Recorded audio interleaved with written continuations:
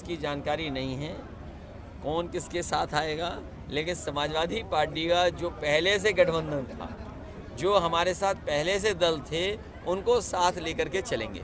दल में क्या कांग्रेस? अजय राय कहते हैं कि हम मैनपुरी और इटावा में अपने प्रत्याशी उतारेंगे।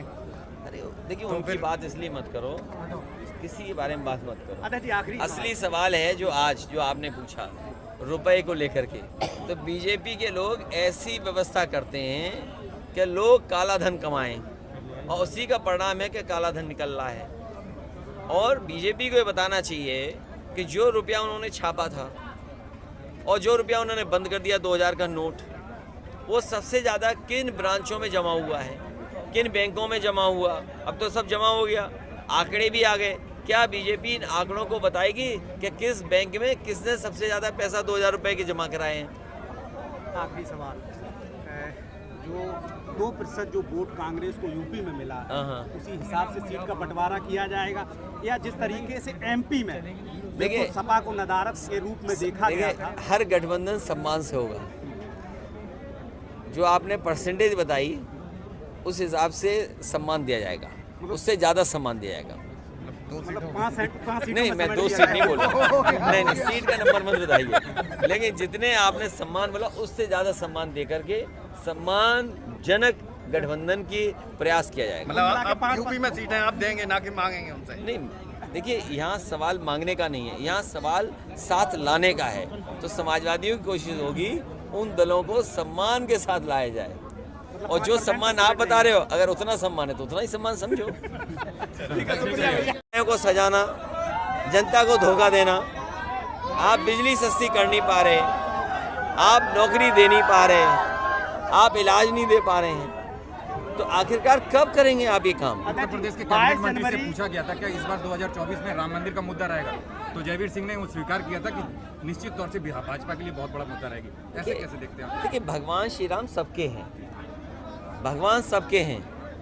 मान लीजिए भगवान श्री कृष्ण ने अपना विश्व स्वरूप दिखाया, तो क्या था उसमें?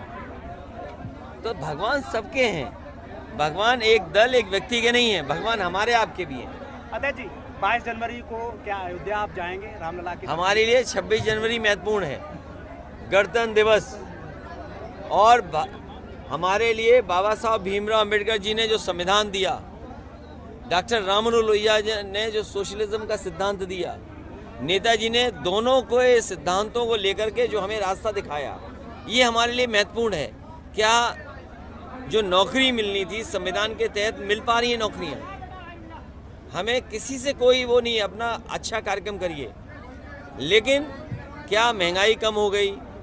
क्या बेरोजगारी दूर हो गई? क्या आप गारंटी देंगे रोजगार की? और फिर आप मध्य प्रदेश में लाडली बहना योजना चला रहे हैं, तेलंगाना में जो सरकार बनी है वो 2500 रुपये महिलाओं को देने जा रही है, छत्तीसगढ़ में हो सकता है वहाँ भी पैसा मिले महिलाओं को महीना। तो जो समाजवादी पेंशन थी उत्तर प्रदेश में 500 रुपया महिलाओं को दिया जाता था, उसी की नकल करके लोगों ने इस तरह की योजनाएं बना करके सरकार बना ली। क्या उत्तर प्रदेश में गरीब महिलाओं को 3000 रुपये प्रति महीना मिलेंगे कि नहीं मिलेंगे? या जो समाजवादी पेंशन बंद की थी, अब तो कम से कम इनको शुरू करनी चाहिए।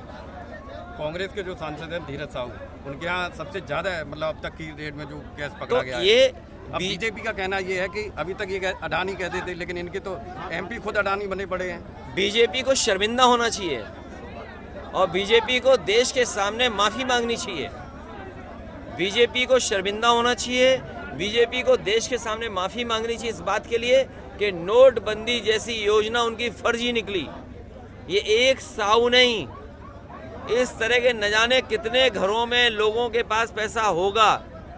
सरकार अगर ये बात कह रही है कि किसी घर में 250 करोड़ से ज़्यादा पैसा निकला है, तो सरकार ये भी बताए कि 2000 रुपये जो आपने छापे थे वो किन किन बैंकों में, किस जिले में, किस बैंक की ब्रांच में सबसे ज़्यादा जमा हुए हैं। जो सरकार नोटबंदी का सबसे बड़ा फैसला लाई हो और कहती हो इसके बाद काला धन खत्म हो जाएगा, आतंकवाद खत्म हो जाएगा, तो बताओ उस व्यक्ति के घर पर या उस जगह पर इतना पैसे कैसे निकल रहा है। और हम तो समाजवादी लोग उन्हें वो दिन याद दिलाना चाहते हैं 2022 का, जिस समय एक इत्र व्यापारी के घर पे भी 200 करोड़ से ज़्यादा रुपया निकला था, और उस समय बीजेपी के लोगों ने अपने संसाधनों का इस्तेमाल करके ये प्रचार कराया था कि समाजवादियों का पैसा है। हम उन्हीं बीजेपी के लोगों से कहना चाहते हैं कि वो इत्र व्यापारी पे अगर समाजवादियों का पैसा था तो अब तो चुनाव आ गया है, कम से कम आधा ही हम लोगों के पास भिजवा दो। अध्यक्ष जी, फ्रीबीज की बात करते हैं, कम से कम इत्र का जो पैसा समाजवादियों का बताया था उसका आधा पैसा भिजवा दो।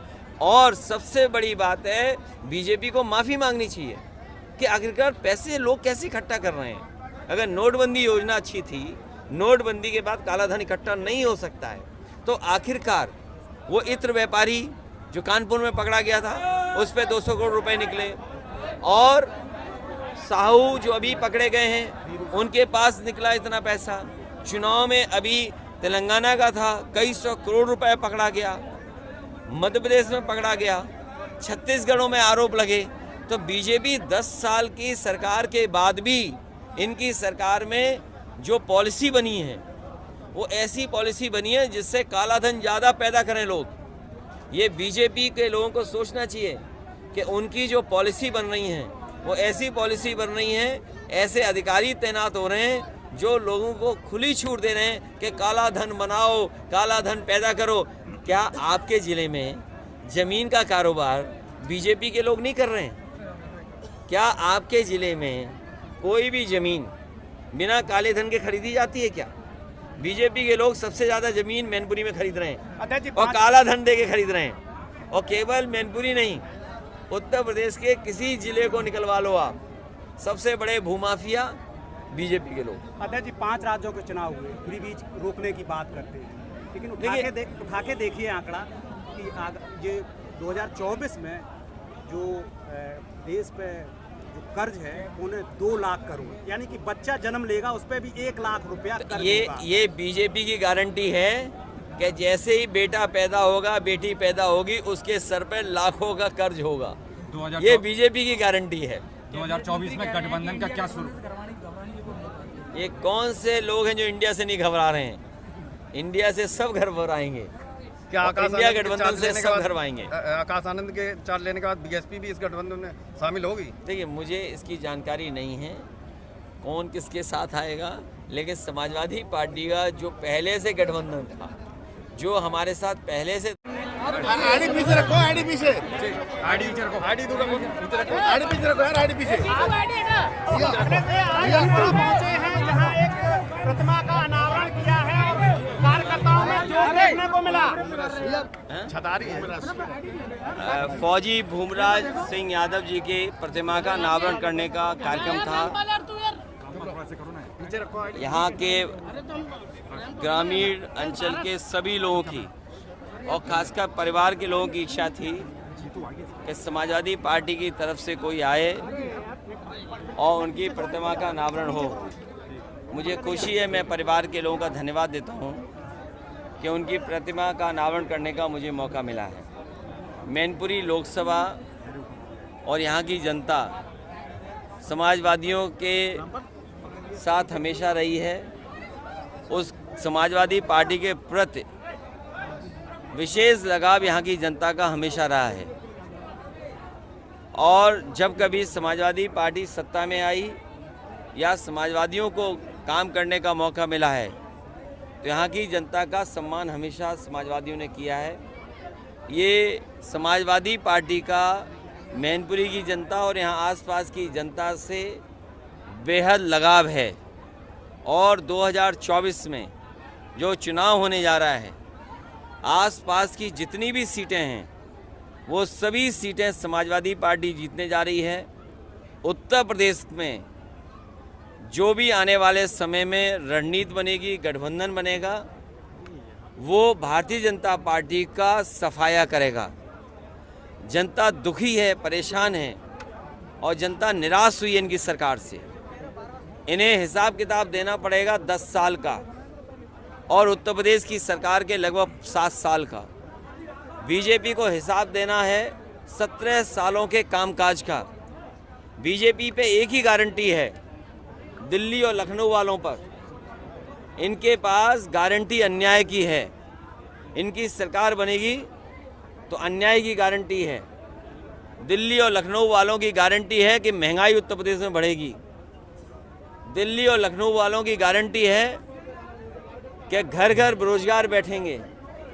दिल्ली लखनऊ वालों की गारंटी है कि सरकारी संस्थाएं बंद होंगी, सरकारी नौकरियां खत्म होंगी, लोगों को प्राइवेट नौकरियां के लिए भटकना पड़ेगा, आउटसोर्स में जाकर के अपमानित होना पड़ेगा।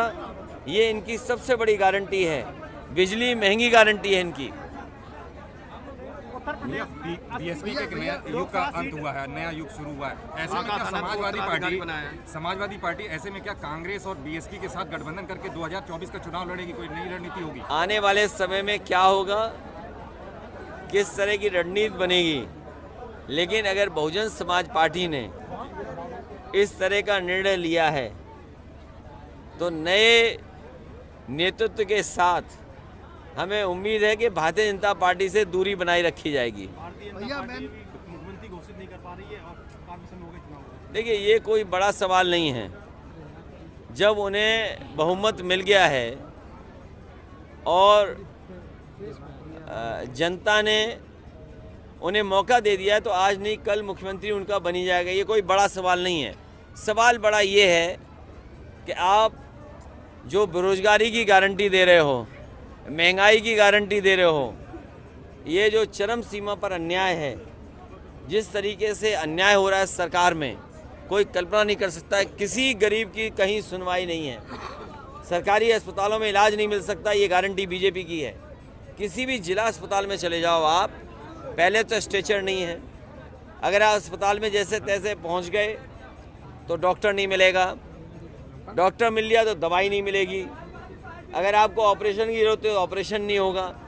तो ये गारंटी बीजेपी की है कि आप सरकारी अस्पताल में आओगे तो आपको इलाज न मिले, इसकी गारंटी है। अखिलेश के गढ़ में अभी कुछ दिन पहले राजभर आए थे, दयाशंकर के साथ घेरने की कोशिश की। भैया वो ये भी बोले थे कि वो रात को जाकर के गुलदस्ता दे आते हैं और दिन में विरोध करते हैं। इस पर देखिए, ये बीजेपी की रणनीति है। बीजेपी हमेशा खाली स्थान, वो रिक्त स्थान भरो, फिल इन द ब्लैंक, ये बीजेपी की रणनीति है। जैसे आपके चैनल में ऐड आता है बीच में, तो ये बीजेपी के लिए ऐड का काम करते हैं ये लोग। तो ऐड वाले नेता हैं ये? नहीं, ऐड वाले नहीं, रिक्त स्थान भरने वाले। कि भाई कोई मुद्दा उठाना है, सपा के खिलाफ बुलवाना है, तो इनके पास एजेंट हैं। अब और शब्द में इस्तेमाल नहीं करना चाहता हूँ कि वो शब्द गलत हैं, हो सकता है किसी को बुरा लगे, अपमानित महसूस करें, इसलिए फिल इन द ब्लैंक्स हैं।